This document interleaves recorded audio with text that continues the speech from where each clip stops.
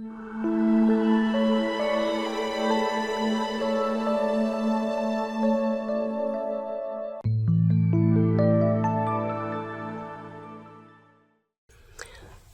everybody, we're back to continue working on our little piece depicting the first snow.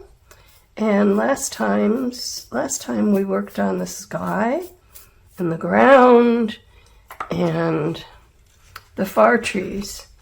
And today we're going to continue moving forward. Excuse me, I have a cold. By working on these middle ground trees.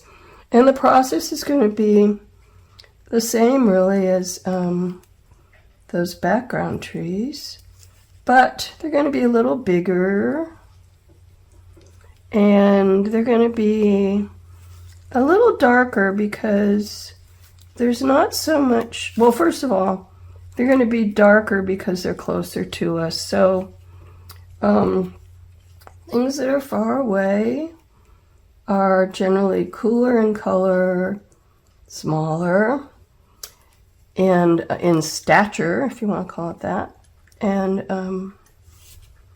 brighter, darker in color. Okay, so as before, I painted in my my trunks, and these really, they aren't going to show much. We might bring them back into the foreground a little bit or into our view a little bit when we're done with the foliage, but for now they're just showing us where our trees are going to go. So I'm going to start.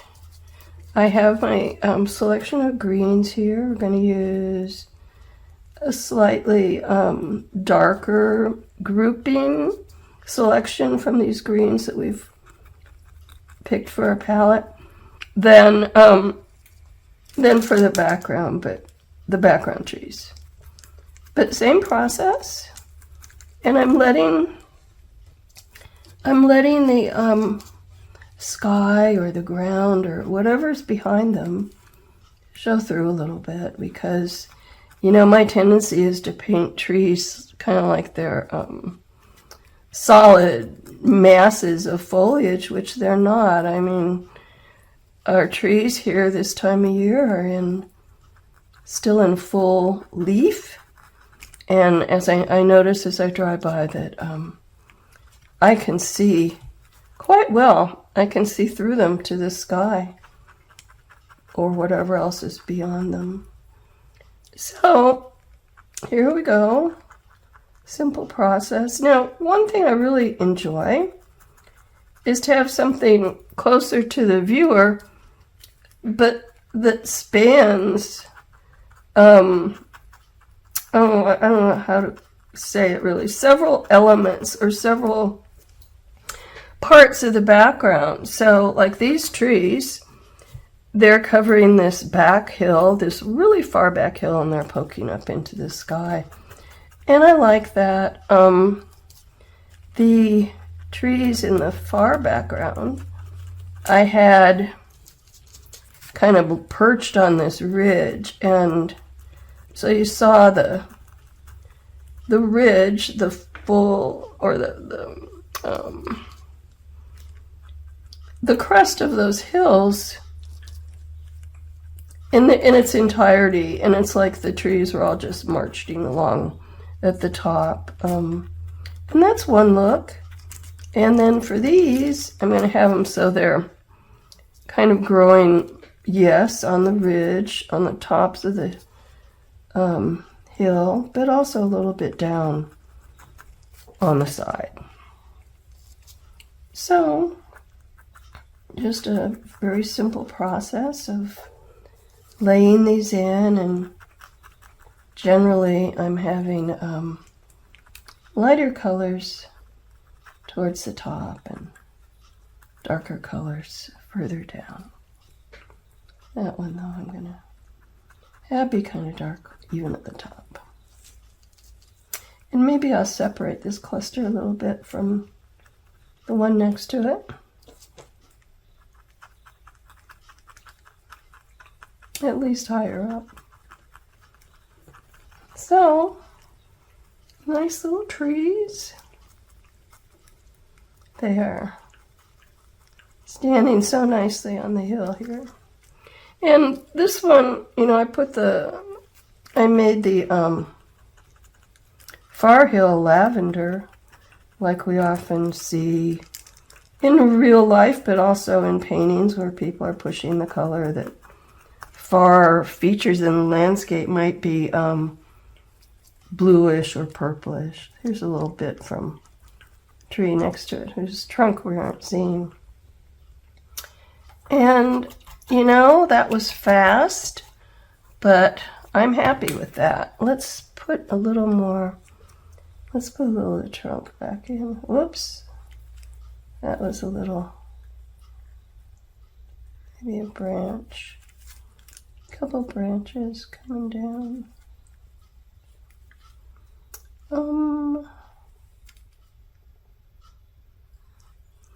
Alright, I don't think we have to be particularly picky about that. I like it.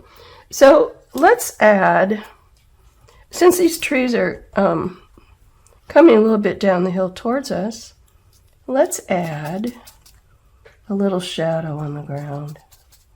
I'm going to do that with a flat brush that's side-loaded with darker color. I'm just going to brush in some of that color. Now, I wasn't getting much coming off there because I didn't have enough water in my brush, I don't think, so I didn't pick up a good amount of paint. But now I've got more, and I'm going to come back and just add some more.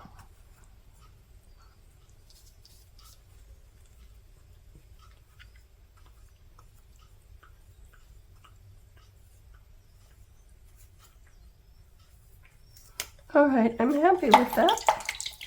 That was fast.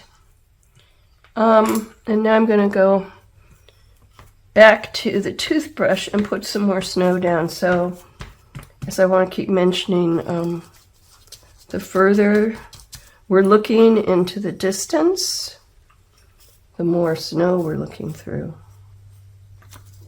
So, even though we've already put snow on that really back part, we can put more of it on now. Putting snow over the whole thing.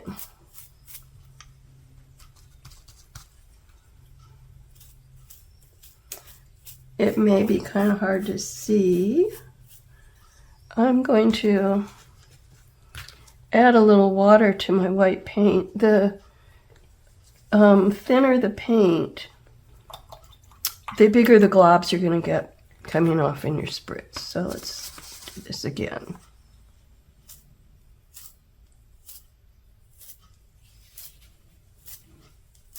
Cat, no, Nikki, you stay over there in your spot. Okay. I'm happy with that. Got a nice snow falling here.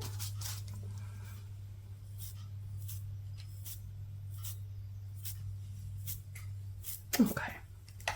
All right. That's that.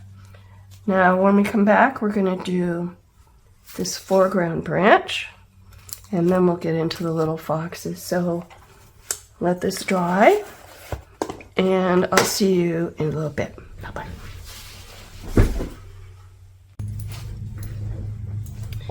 Hello, we're back to work on the foreground branch and the little foxes, and generally just finish this thing up. I do want to point out that for this foreground branch, our the viewer is located kind of high in this piece. So we're looking down. We're looking down even on this branch here in the foreground. It's like we're up in the tree, and up in the tree higher even than where this branch is, and looking down on it. So that's kind of fun. And just, I drew this with pencil. You know, the branch, the exact shape and so on of the branch is not so critical, so I don't think there's any need really to worry about tracing it, but if you want to, of course you can. So I'm just putting in the branch with our dark brown, and that's that. Now I've also, you probably can't see them, I'm sorry for that. I've sketched in the little foxes here. You can transfer them if you want to, if you feel that you need to, or you can just draw them in, or you can leave them out if you don't want little foxes. Another kind of, interesting thing to do might be to put a bird in this branch. There's lots of possibilities. You know, we're just practicing painting a little background here. So it doesn't have to be anything spectacular, but you know, the more you want to play with it and have fun with it, the better. So I'm having trouble seeing my pencil lines, but they're there, and I'm just gonna paint this little fox in white so that I can get a good basis for doing the brown fur or the reddish brown fur over him. Sometimes it just depends on how transparent and how opaque your different paints are, and usually it's not a matter of brand or anything like that. It's just a matter of the actual pigment, and some pigments are more transparent than others. So for example, raw sienna, which is one of the colors I'm going to be using here, I usually find it to be pretty transparent. So it's nice to have this basis for it. I'm just letting the branch parts of this foreground branch dry before we put the leaves on. I shouldn't say leaves, I should say needles. And once again, I apologize for my cold. And now I have something else to apologize for too, because just as I sat down to start this, the yard people showed up, so they're out there mowing, hopefully. I'm really hoping you can't hear it. Now I think I'm placing my foxes a little further from the edge than I did in the sample piece, the prototype that I did. And that's just because always try to remember, and I'm not good at this because I don't usually frame my pieces. I gave that up a while ago. But if you are going to frame a piece, just keep in mind, oh my gosh, sorry, that was the cat knocking the cat dish on the floor. The frame is going to cover up about 1/4 inch all around the edge of your piece. So you want to take that into account as best you can. Alrighty, I'm not bothering to paint over the legs, which are going to be black. Okay, there we go. So now we're doing the individual needles, and I'm going to use this small round brush and just paint them, I'm sorry to say, one by one. And I'm going to pull all my strokes from the outside, from the tip of the branch, pointing inwards or moving inwards to to the branch itself. I'm just going to be going back and forth between colors. That'll give me a little variety. And it's just a one-by-one type thing. So some of them you can see that I'm pulling kind of straight out, not totally straight out, but out to the side, in, like that one. And we'll do another one like this. Others, I'm going to be pulling more along the line of the branch itself, and that shows that some of these needles are actually pointing towards the viewer. So like I said, I'm just going to be going back and forth between colors, not bothering to wash my brush out between strokes. And the brush is fairly big compared to the size stroke I'm trying for, so I'm just trying to not have much pressure on my brush. That'll give me a smaller, thinner stroke. And off we go.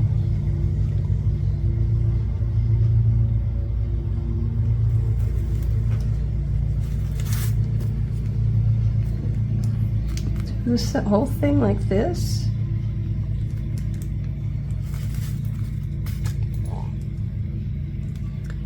By the way, it is nice to paint your piece in a sequence where you won't be setting your hand down in wet paint. So like if you're left-handed, if you're right-handed, paint left to right. And that'll take care of that problem. And you most likely will not be laying your hand down in your wet paint.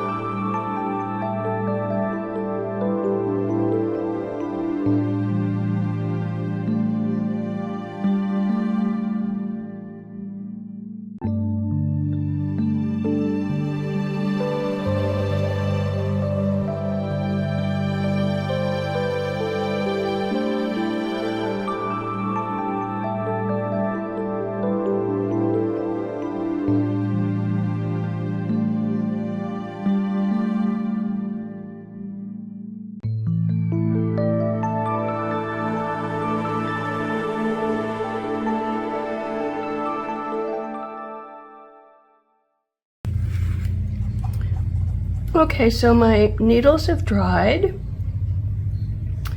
and what I'm going to do next is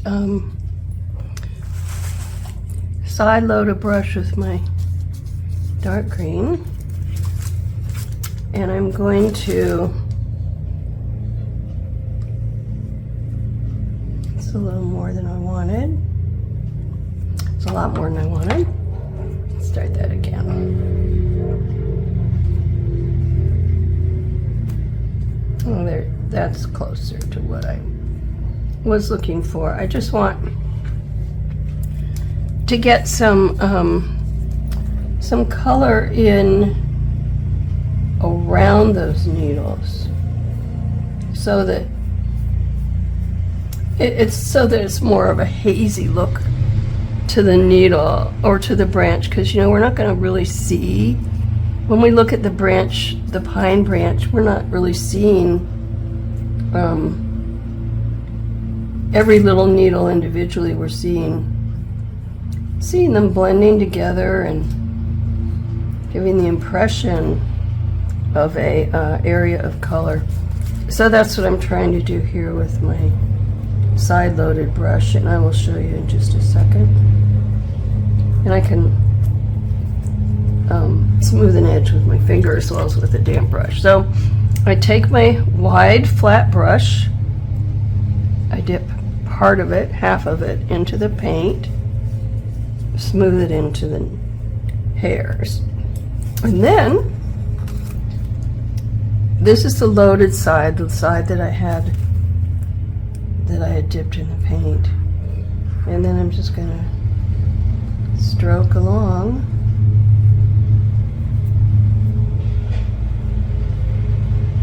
And that's gonna put that paint on heavier where I had the loaded side of the brush, and not so heavy or fading away to where the non-loaded side of the brush is going down on the piece. So it's a really nice technique to be able to use for all kinds of things, for shadows, for highlights, just anywhere you want some color that blends from darker to lighter within that stroke. And there we go. Okay, got a little edge there, but that's all right. Okay, now I'm gonna let that start drying while I start working on the foxes. And we'll see. Hopefully that white paint that I put under the foxes is going to help me get nice color. Now the black will cover in any case. It's a very opaque color. So there's the black. Put his paws, the lower legs and the paws are black.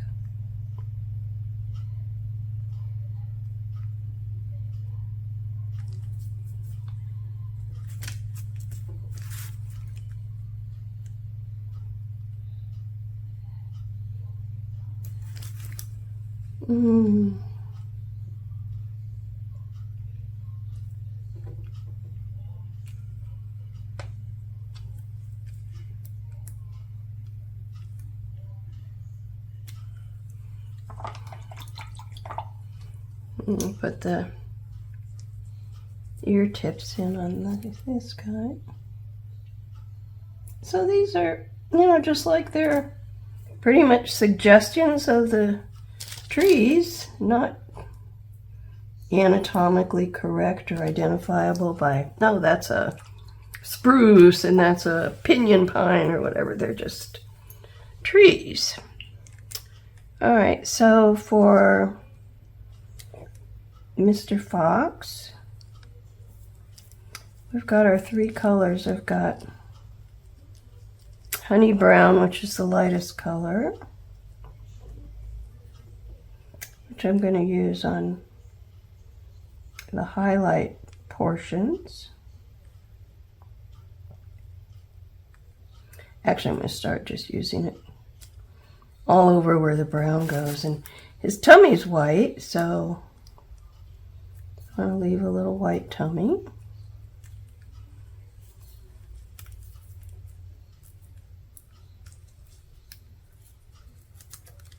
I think maybe he should be a little longer, so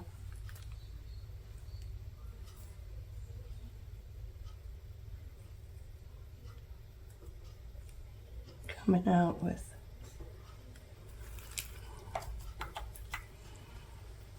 the white to elongate his body a little bit.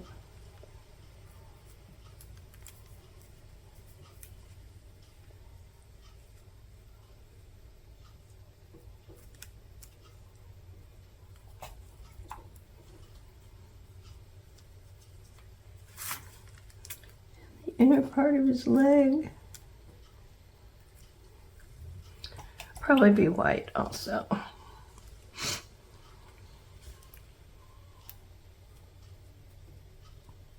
There we go. Now this guy.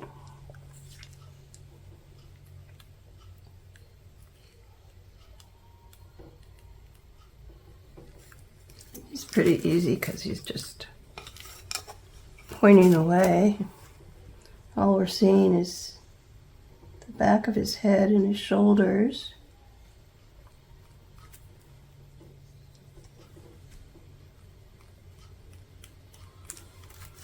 Okay.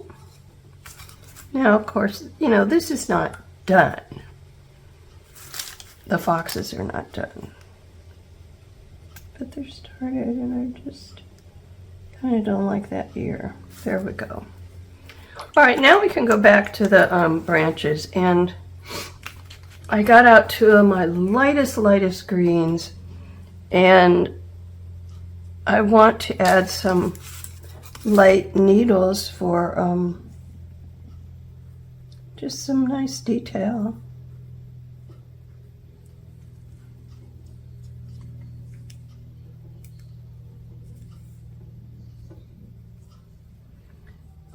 This is all going to be covered with snow.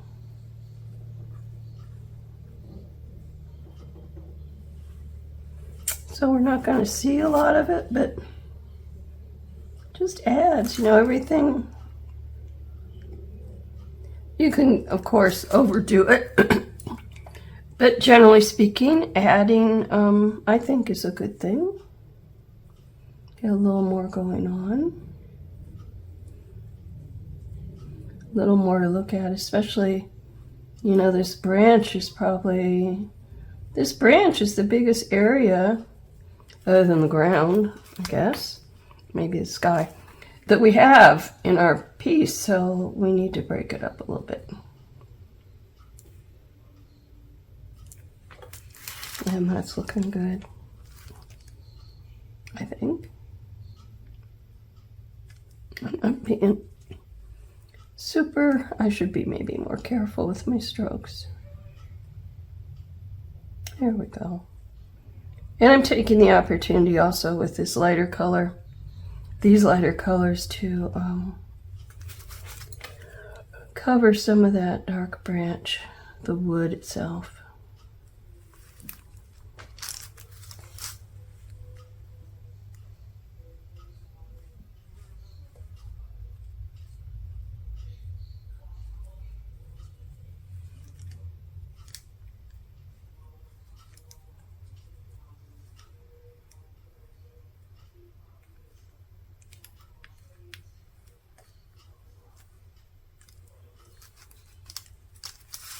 Fun. So once again, I just want to remind you that we are practicing painting backgrounds. We're not too much. We're not trying to paint totally realistic, recognizable scenes. We're doing decorative backgrounds that we can use in our painting. All right, so now we can go back to our fox friends, and gosh, I really kind of don't like this ear.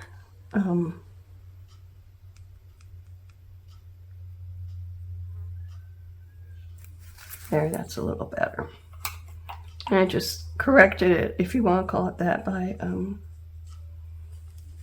painting the background back around it so that it was trimmed off a little bit. All right, let's start doing some shading. So kind of shading. Oh, that's not showing much at all.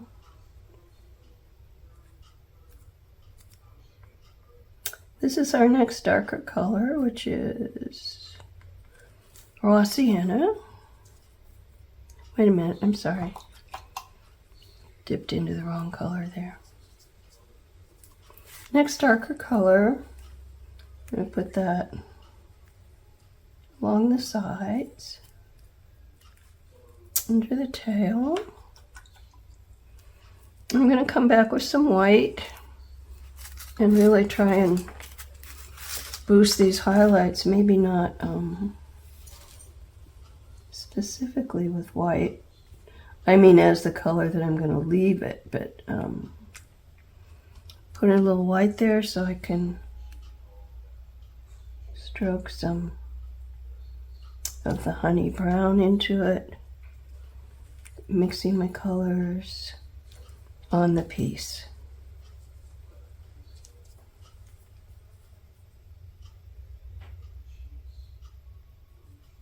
Okay, that's better. And I want to do the same. I want to give him kind of a shoulder line here.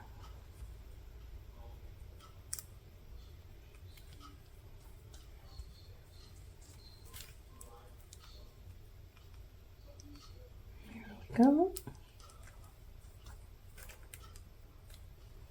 And I think more brightness right on the tail tip, or the top of the tail.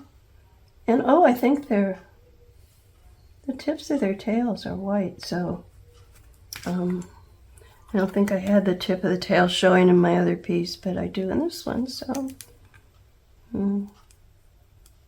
stay true to the fox and give him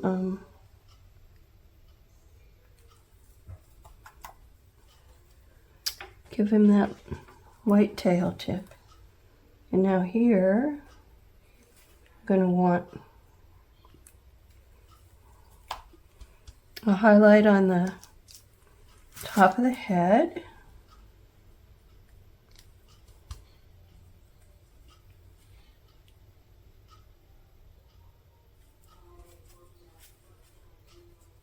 And on the shoulders.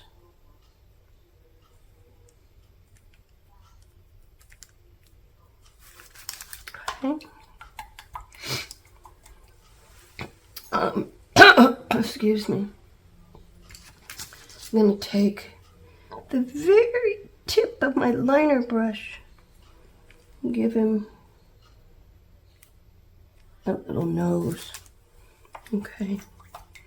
And I'm also going to, excuse me, again, come back with my green and improve that space there, which I didn't really do because, oops, wrong color, because I got it blobbed into the black. There we go. All right. Now I'm going to go into my burnt sienna, and this is going to be our next darkest fox color.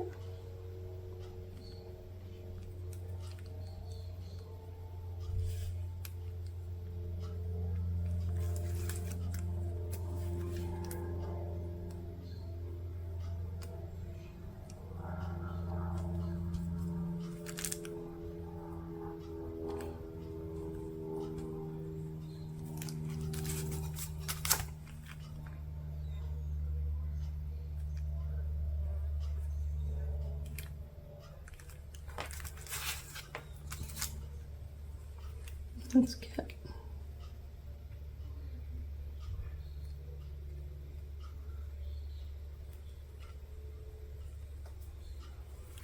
looking pretty good,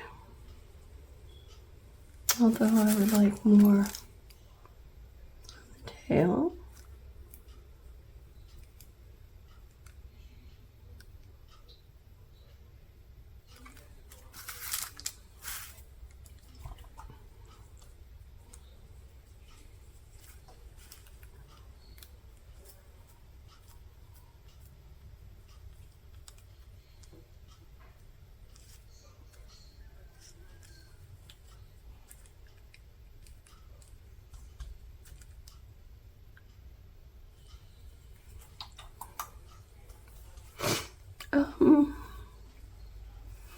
And I want to go back and get rid of that black, just to make it not such an obvious correction. I'm going to add some more of the same color around. Okay. Let's see, I think this paw can be a little bigger.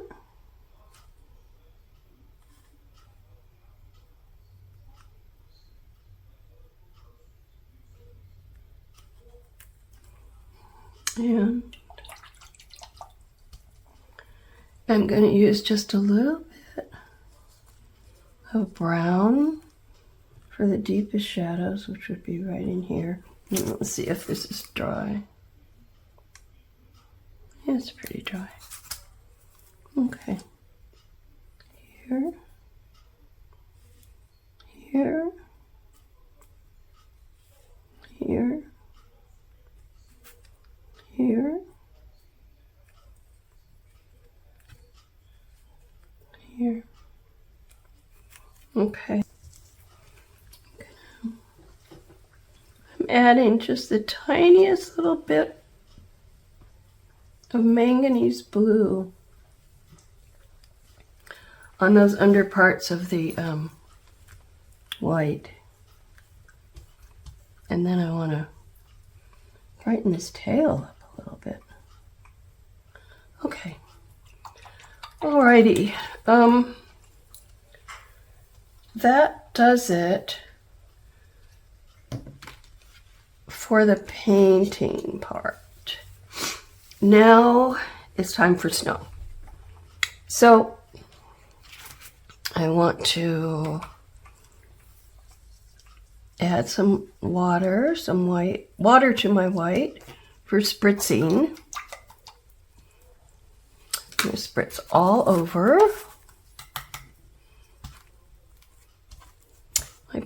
My toothbrush was sitting in the water, but I still want to take some of that water out.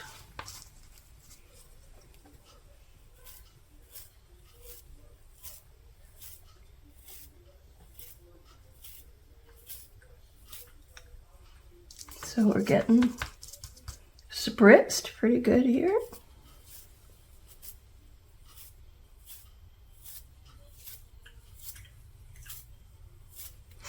All over. Let's get a little more white out.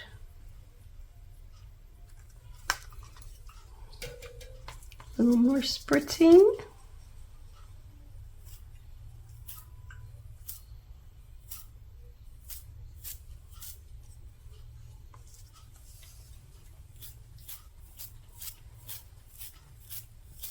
You just have to watch what you're doing and stop before you go too far. And then, actually, let me look at this for a sec. Okay, I want to see more separation between this branch and the background, especially up here where it's hanging over this darker ground. I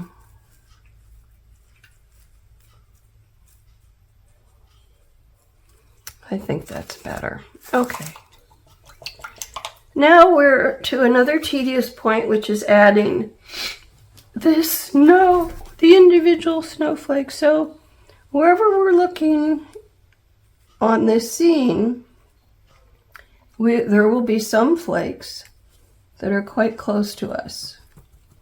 And those I'm painting individually with just the end, very tip of this liner brush. You just have to touch the piece lightly, or else you're going to get a little line instead of a circle or a dot. So here we go, more tedious. I just want to point out that it's a good idea not to put a whole bunch of big snowflakes over our foxes, because we want to see what they are. All right, so I'm going silent.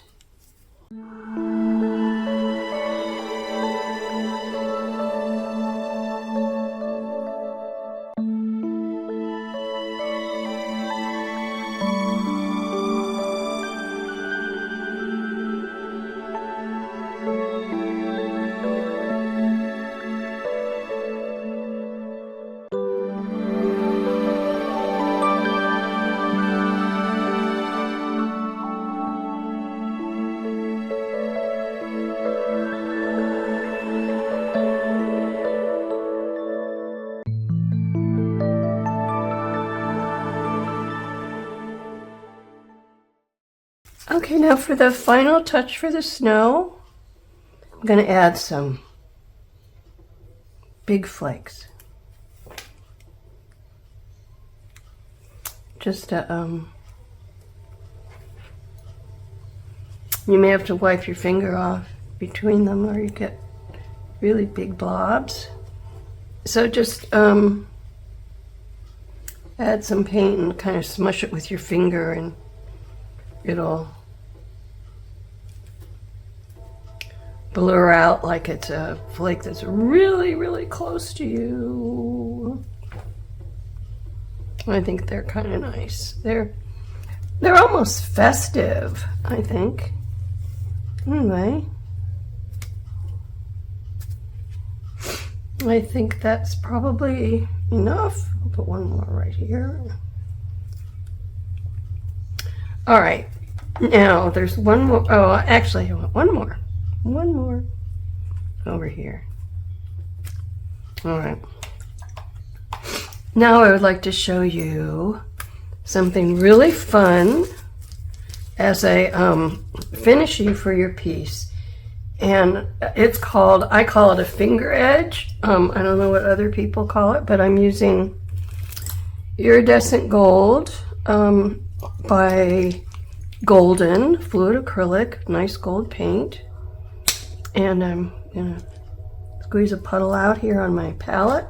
I've also got some on my finger, which I want, but not on that finger. So I'm gonna just pick it up, dip my finger in the paint, and just run it along the edge.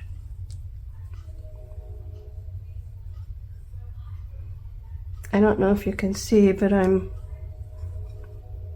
turning my finger towards the painting as I move along, and that's helping to get the paint off my finger and down onto the painting. And you know, depending on how you do it, you're going to get a nice even controlled edge, or you're going to get a messier edge.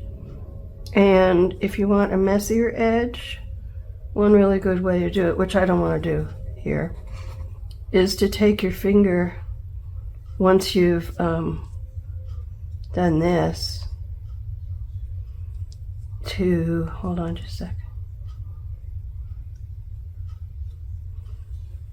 Need some on the end there. To take your finger and smear it, but I don't want to do that. I would do that on a bigger piece where I wasn't taking away such a proportion of the piece itself for the edge, because it might smear out like 1/4 of an inch.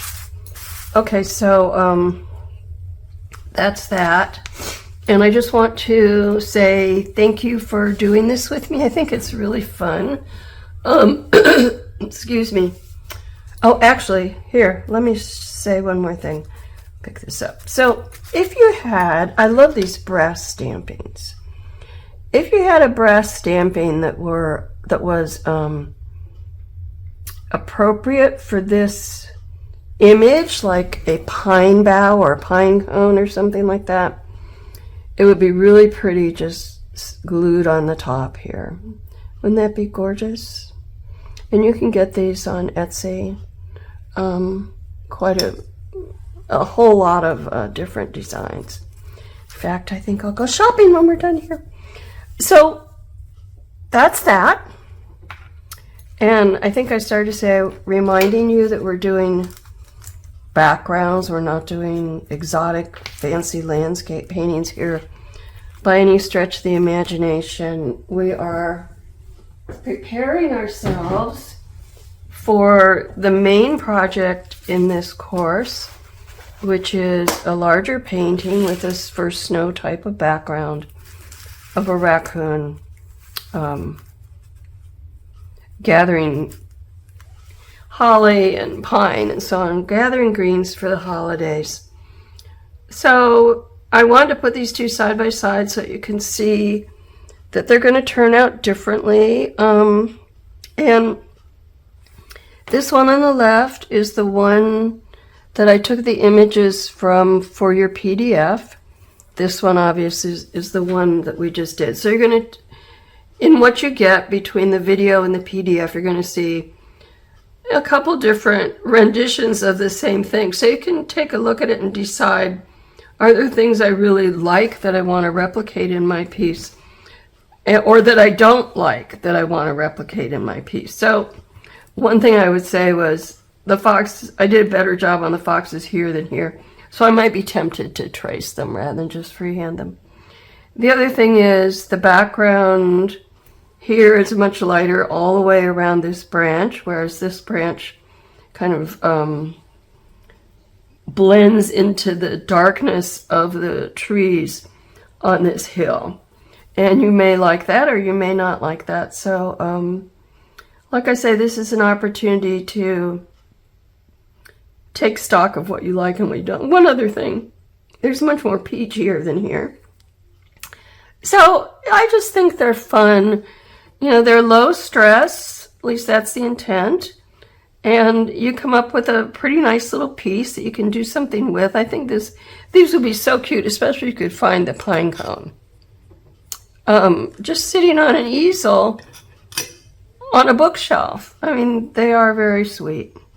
Okay, so thank you so much for joining me. I hope you enjoyed this little warm-up. I hope you'll be inspired actually to do some sketches of different landscapes. The way I started with was a sketch, and just go crazy. You know, just use your imagination, play with colors, play with composition, and enjoy yourself, and in the process, learn something.